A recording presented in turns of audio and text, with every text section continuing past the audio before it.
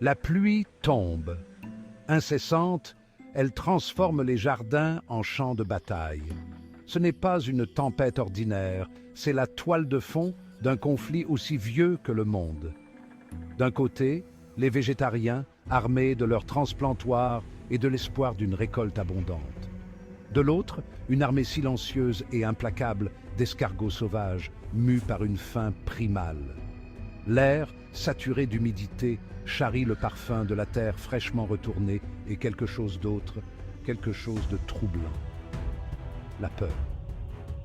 Les végétariens, autrefois champions des largesses de la nature, regardent désormais leur jardin avec suspicion.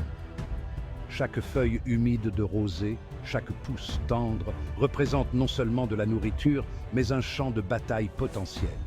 Le déluge a commencé, et avec lui, une impasse gluante.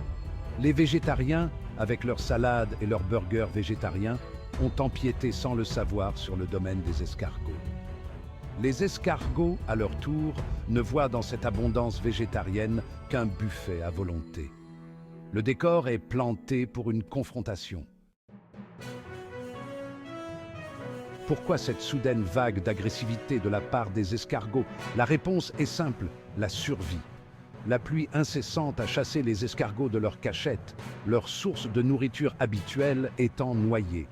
Ce sont des réfugiés, désespérés et affamés, leurs yeux globuleux rivés sur l'abondance luxuriante et intacte des jardins végétariens. Ce ne sont pas les escargots mignons et inoffensifs des livres d'enfants. Ce sont des survivants endurcis, leurs coquilles marquées par des combats avec des oiseaux et des hérissons. Ils avancent avec une détermination lente et inébranlable, leur langue râpeuse laissant derrière elle une traînée de destruction. Fini le temps de la préparation insouciante des salades. Les végétariens ne peuvent plus cueillir une tomate mûre sans d'abord vérifier la présence de visiteurs indésirables. Le craquement entre leurs dents pourrait ne pas provenir d'une feuille de laitue croquante, mais de la coquille délicate d'un escargot, dévoré dans un moment d'inattention. Les escargots sont passés maîtres dans l'art du siège. Ils se déplacent à la faveur de l'obscité, leur traînée gluante, presque invisible au clair de lune. Ils ciblent d'abord les plantes les plus vulnérables, jeunes pousses de laitue, fraises juteuses, tomates dodues encore accrochées à la vigne. Leurs tactiques sont impitoyables, leurs appétits insatiables.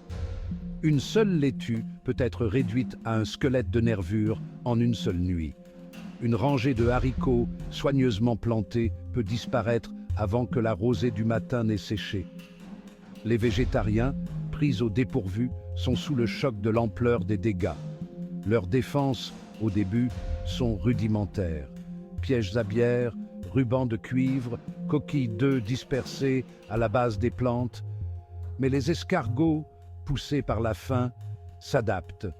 Ils franchissent les défenses, leur nombre semblant infini. Les végétariens, leur optimisme initial s'estompant, réalisent qu'ils sont confrontés à un ennemi rusé et implacable. Section 5. Un jardin en guerre. L'harmonie, un rêve impossible. La pluie continue de tomber, rappelant sans cesse la lutte en cours.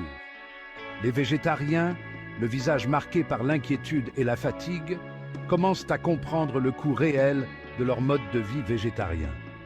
Il ne s'agit pas seulement de choisir quoi manger, mais de protéger ce choix, de défendre leur droit à une coexistence pacifique avec la nature. Vont-ils recourir à la guerre chimique, sacrifiant leurs principes au nom de leur jardin? Ou trouveront-ils un moyen de s'adapter, de vivre en harmonie avec leurs visqueux adversaires? Découvriront-ils de nouvelles méthodes innovantes pour dissuader les escargots sans nuire à l'équilibre fragile de l'écosystème? L'avenir de leur jardin, et peut-être l'avenir du végétarisme lui-même, est en jeu. Une chose est claire, le déluge a mis à nu un conflit caché, une bataille pour les ressources qui se déroule dans les recoins tranquilles de nos jardins. C'est un conflit qui exige notre attention, notre ingéniosité et peut-être une touche d'humour si nous voulons trouver une paix durable.